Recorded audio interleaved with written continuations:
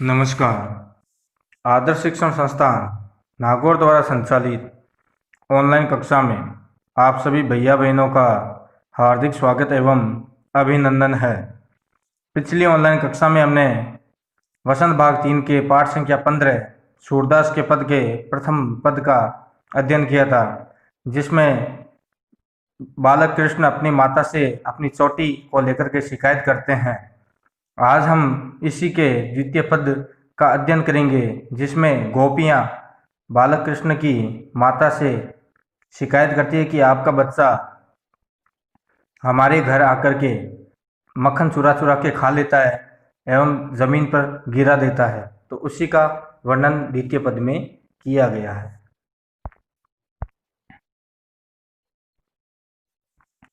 तेरे लाल मेरो माखन खायो, दोपहर दिवस जानी घर सुनो, ढूंढी ढंडोरी आप ही आयो। खोली किवारी पेठी मंदिर में, दूध दही सब सखनी खवायो। उखल चढ़ी सींके को लीन हो, अनभावत भूई में डरकायो। दिन प्रति हानि होती गोरस की, यह डोटा कोने ढंग लायो। सूर श्याम को हटकी न राखे, ते ही पूत अनोखो जायो। तेरे लाल मेरो माखन खायो, लाल पुत्र, माखन मक्खन खायो खा लिया। दोपहर दिवस जानी घर सुनो, दोपहर दोपहर दिवस दिन जानी घर सुनो, घर को खाली समझकर। ढूंढी ढंडोरी आप ही आयो, आप ही आयो अपने आप आया। खोली किवारी, खोल कर, किवारी यानी दरवाजा, दरवाजा खोलकर। पेठी मंदिर में, दूध दही सब सखनी खवायो, मंदिर में रखा हुआ दूध दही सब सखनी खवायो। सखनी यानी मित्र या दोस्त, खवायो यानी खिला दिया। उखल चढ़ी सिंके को लीन हो, उखल के ऊपर चढ़ करके सिंके के ऊपर रखा हुआ दूध मक्खन ले लिया। अन्न भावत, जो नहीं खा पाया। भूई में ढरकायो, भूई यानी पृथ्वी में ढरकायो यानी गिरा दिया, पृथ्वी पर गिरा दिया। दिन प्रति हानि होती गोरस की, प्रतिदिन रोज रोज आपका बच्चा गोरस गाय से प्राप्त द्रव्य की हानि नुकसान कर देता है। यह डोटा, डोटा लड़का, डोटा का अर्थ होता है लड़का। यह लड़का कोने ढंग लायो, सूर श्याम को हटकी न राखे, ते ही पूत अनोखो जायो। इस प्रकार से पद्य है, जिसके शब्दार्थ लाल बेटा, माखन मक्खन, दोपहर दोपहर, ढूंढी खोजकर, आप ही अपने आप, किवारी दरवाजा, पैठी घुसकर, सखनी दोस्त या मित्र, उखल ओखली, चढ़ी चढ़ना, शिंके छिंका, अनभावत जो अच्छा न लगे, भूई भूमि, ढरकायो गिराना, गोरस गाय के दूध से बने पदार्थ, डोटा लड़का, हटकी हटाकर, पूत पुत्र, अनोखो अनोखा, जायो जन्म देना।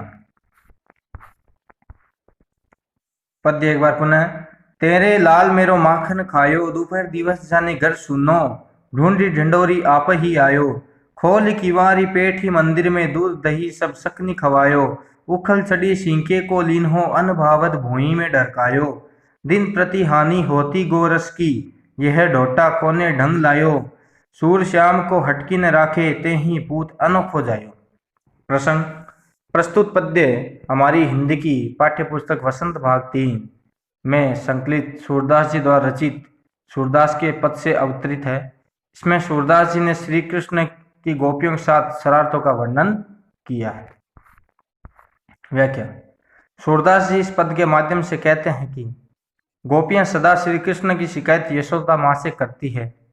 एक गोपी यशोदा जी को कहती है कि आपका लाल मेरा माखन खा जाता है, तेरे लाल मेरो माखन खायो, कि तुम्हारा लाल मेरा माखन खा जाता है। दोपहर के समय जब उसका घर खाली होता है तो कृष्ण स्वयं ही ढूंढकर घर आ जाते हैं। दोपहर दिवस जानी घर सुनो, ढूंढी ढंडोरी आप ही आयो।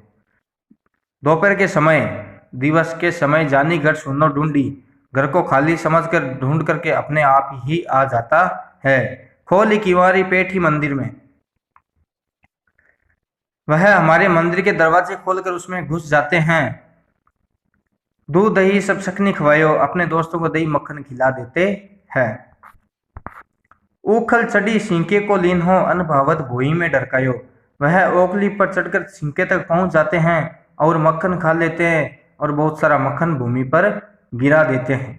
दिन प्रति हानि होती गोरस की, जिससे हर रोज दूध दही का नुकसान कर देते हैं।